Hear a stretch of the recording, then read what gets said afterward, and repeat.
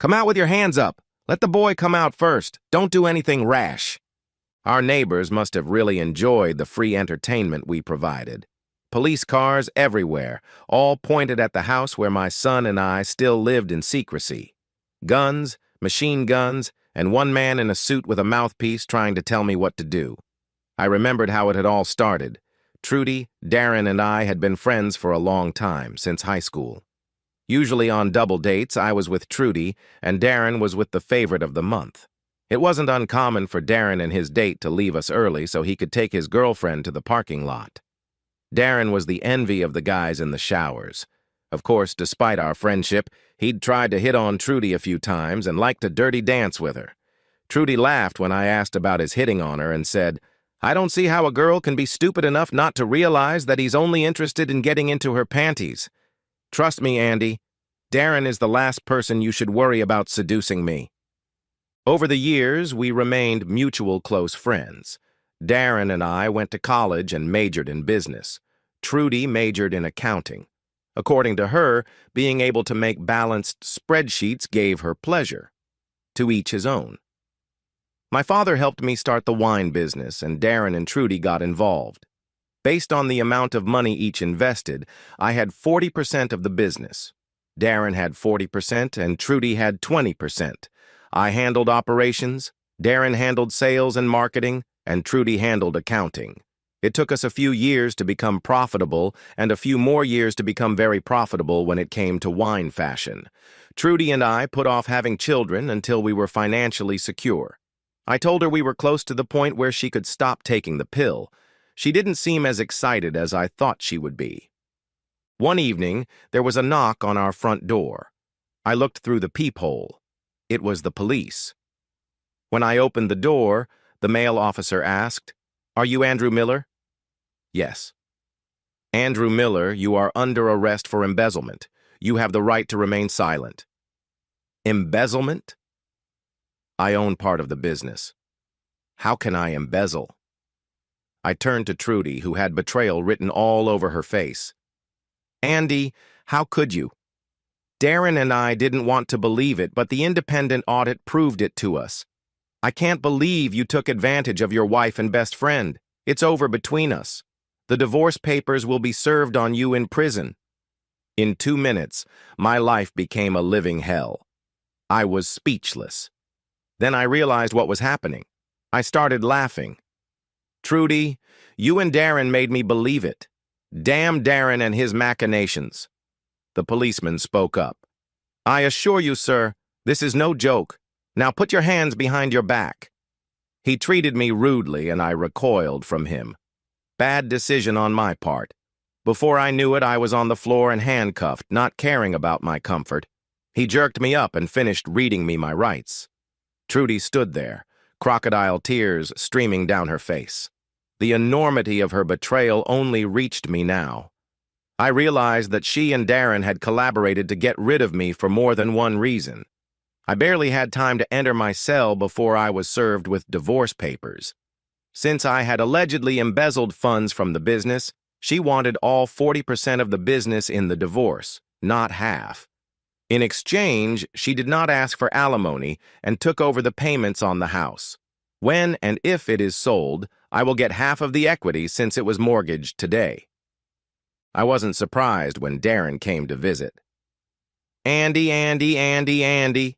You stupid, gullible bastard. Trudy and I have been lovers for a long time. It doesn't matter that you didn't embezzle the money. We have the evidence to put you in jail for a long, long time. Even if you get out, you won't have a job at the company. Right now, Trudy and I control 60%, and if you sign the papers, we'll have 100%. Even if you don't agree after the divorce, we'll get 80% if the 50-50 rule applies. As the head of one of the top companies in the area, I have the influence to make your life in prison easier or harder. It's up to you. By the way, Trudy sends her regards." He laughed as he walked away.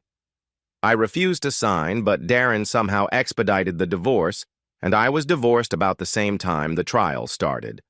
Although I was innocent and knew who had falsified the accounting, Darren, Trudy, and the so-called independent auditor claimed that I had embezzled over $500,000. I had no way of proving that this was not true. Darren and Trudy opened a bank account in my name in the Caymans where I supposedly stashed the money. Darren pretended to forgive me and asked for leniency as the money was found. I remained in prison and was sentenced to 8 to 10 years. Darren and Trudy were married a week after our divorce. 6 months later, I learned that Trudy had given birth to a baby boy, supposedly 2 months premature. He weighed 7 pounds 5 ounces. I remembered enough lessons in developmental psychology to sense something amiss. Unless the baby really was premature, that meant he had been conceived while Trudy and I were still having sex. He could have been my son. I was in no position to demand a DNA test, but I quickly realized why Darren might have been in such a hurry to get me divorced and him and Trudy married. But what the hell could I do about it from prison? I tried to figure out how to come to terms with prison life. Then COVID showed up. Thank God not that I wanted anyone to die from it. Well, maybe Darren and Trudy. Given the risk to people living in crowded places, our governor commuted the sentences of all non-violent criminals. I was free, but I was afraid of what Darren might do to me when I got out of prison. Instead of riding in the prison van to the halfway house, I called a cab. When they opened the door, I rushed to the cab and told it to rush as fast as it could. We drove in circles, backed up and down a narrow alley before I was sure we weren't being followed. I bought some clothes from a homeless man and headed for the homeless tent city on the main streets of the city. The conditions there were horrible and unsanitary, so no one dared bother me. However, I had to learn to breathe through my mouth. I kept my beard on during the day, but I cleaned myself up and put on my best clothes while I looked for a place to hide for the night. I found a nice older woman who was renting out a room, mostly to have someone around for safety. It wasn't the best neighborhood, but having lived here for 40 years, she had no intention of moving. Her son participated in the interview with me. I passed his test. He also had a lawn mowing and leaf raking business and was hiring. I soon got the job, wearing clothes I didn't normally wear, with a body that had lost over 30 pounds in weight while in prison, and with facial hair I never had, that was dyed along with the hair on my head. I doubted that many people who knew me before prison would recognize me. After a couple months on the job, I asked my boss if I could go out on rainy days to look for new business. He replied, "Sure." I went to my old neighborhood. I went into houses that were close enough to my old house that I could tell who was coming and going. To attract the person, I offered to mow his yard for free. I was in luck. Our longtime neighbor, Mrs. Atwater, didn't recognize me. When I lived there, we mostly just waved at each other, plus she had poor eyesight, macular degeneration. The Jarvis were new to the neighborhood and had never met me. From these two homes, I was able to figure out Darren and Trudy's basic daily routine. Trudy stayed home with her son rather than work at the winery. I told Mrs. Atwater that I would like to call the neighbors to mow the lawn, but since they had a small child, I wanted to make sure I didn't disturb his sleep. She told me that Trudy says that Brian, their son, always goes to bed after his 10 a.m. feedings. She also mentioned that Trudy also naps at that time. In her opinion, it would be an inappropriate time to disturb them. However, for me, it was the perfect time to do what I wanted to do. When Trudy and the baby weren't home, I looked around the house and yard as if making an estimate for lawn mowing services. Although I had lived in the house for many years, I wanted to see what had changed. Since I was already familiar with the neighbors, no one said anything.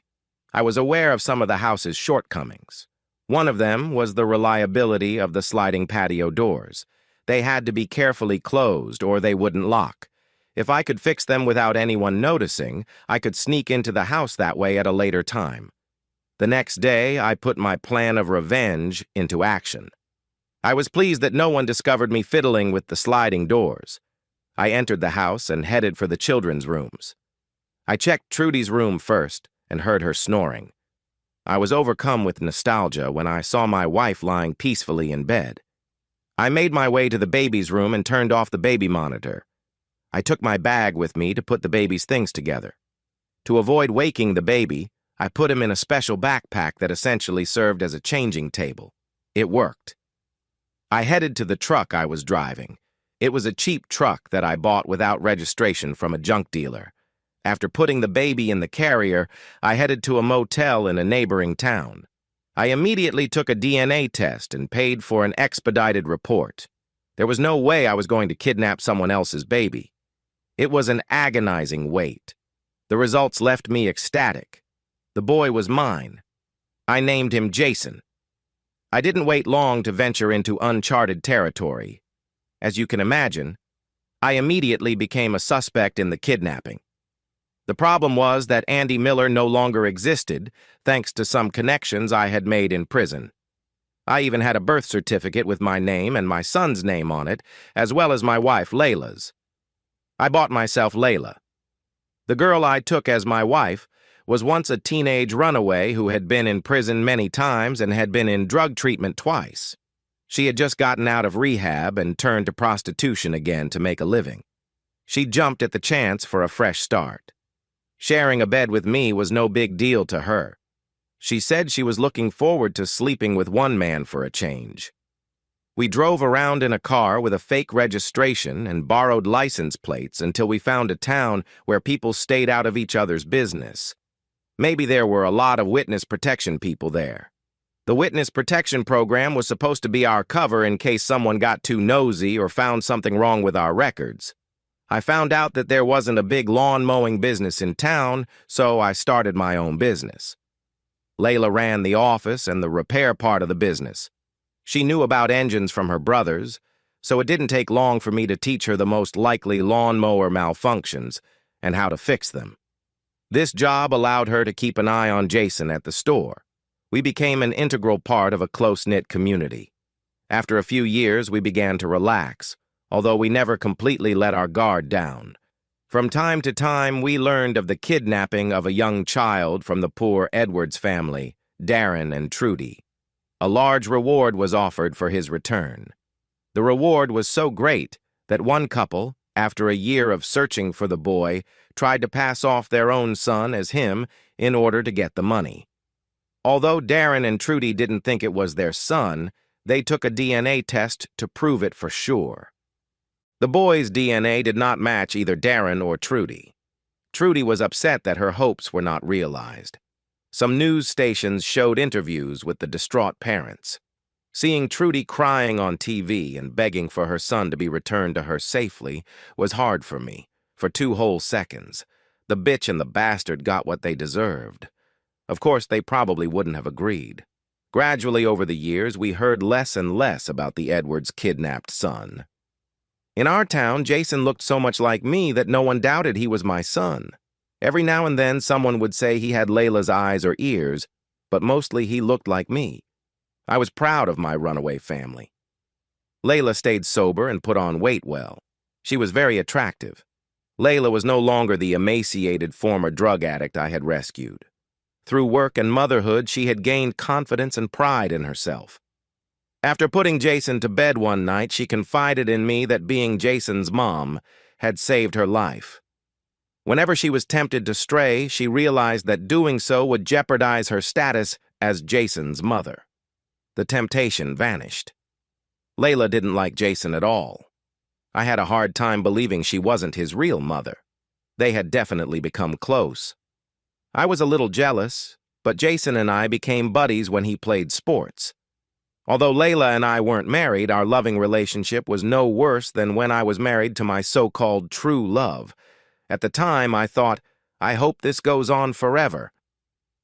I think I jinxed myself. Shit hits the fan. Jason was 13 years old when everything went downhill. One night, we were in the house getting ready for dinner when I heard a horn sound outside ordering us to come out with our hands in the air. I looked out from behind the curtains. In front of our house were parked every police car in town, a few patrolmen, and a car that looked like the FBI with flashers and men with guns pointed at the house. Jason asked what was going on. That's when I told him our story. He refused to believe that Layla wasn't his mother. I told him that she was indeed his mother, but another woman had given birth to him. The FBI called my cell phone and I told them we needed a few minutes to have a heart-to-heart talk. He tried to talk me into sending the boy in first, but I refused. I didn't want some cop who decided to make a joke to make a name for himself. He gave me a deadline. When the deadline passed, I told him we had one requirement. They have to send a nurse to take a DNA sample from me and the boy. We will quietly leave when they get the results. He said it would take too long to get the results. I replied, "Tough shit. If you're FBI, you can do better than that." The idiot asked if I had a gun. I detailed the .38 caliber nose pistol I used to shoot at the range that belonged to my father. I just didn't tell them that it was still in my father's house. They agreed to my terms. DNA samples were taken. Shortly thereafter, the FBI man reported that there was a problem. The boy's mother and father who arrived refused to give their son's DNA sample for testing, even though it had already been taken. He said he could not do the test without the consent of the mother and father. I told him that his father, me, had given his consent. I made another call to get leverage. Suddenly, news reporters were aware of this turn of events in the kidnapping story. They began asking Darren and Trudy if I was the boy's biological father. Although they adamantly denied it, the story was too scandalous not to publish and air.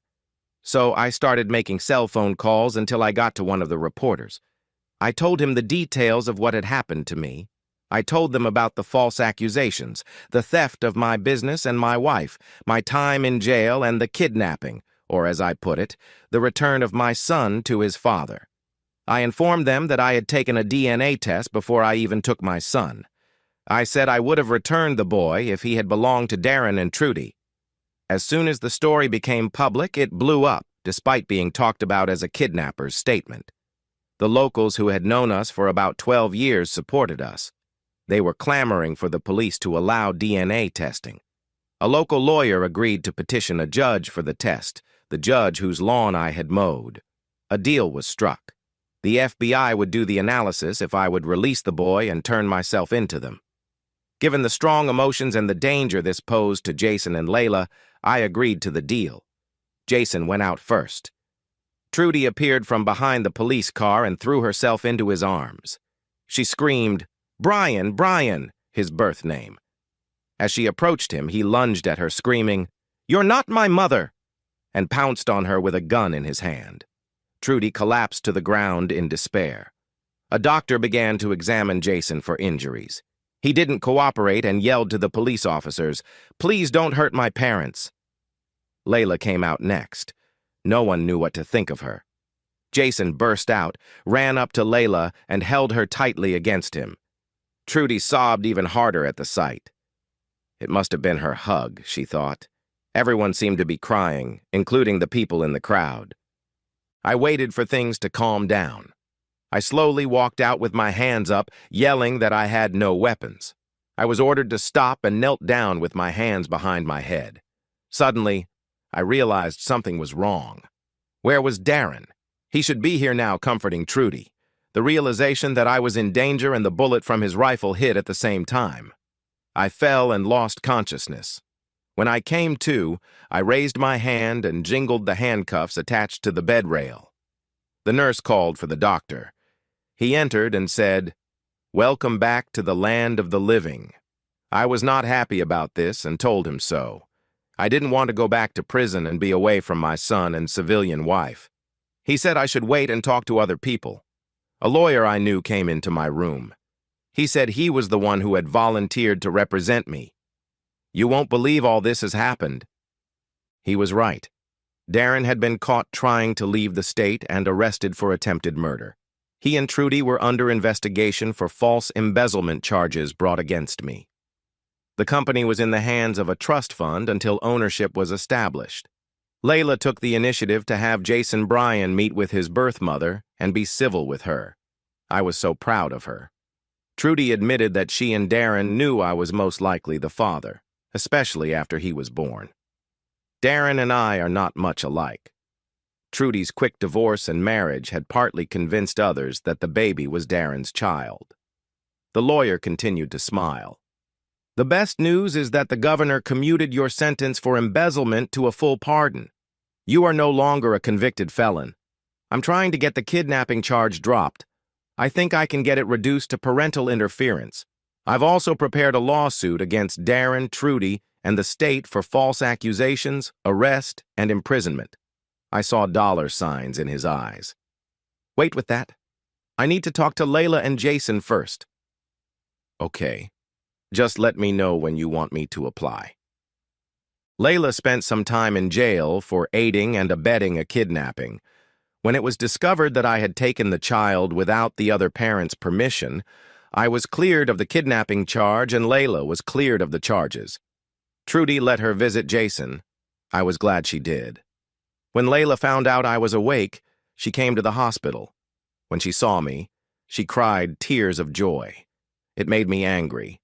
Finally, I said, "You keep surprising me. I feel like the luckiest person in the world." She smiled. "You're lying in bed with a bullet wound that barely grazed your heart. You are handcuffed to the bed. There are still charges against you for interfering with your parents and you can't mow lawns in this state? What the hell makes you lucky? I have a wife and a son."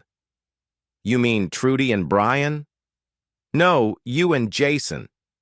I had a hard time calling him by his first name. "Well, I guess I can really be considered your common law wife." "Not for long, I hope. Layla, will you marry me?" "Are you sure, Andy? Or are you overdosing? By the way, my real name is Julie." "I'm very sure whatever your name is." "Yeah, but can we get married before you go to jail if you go to jail?"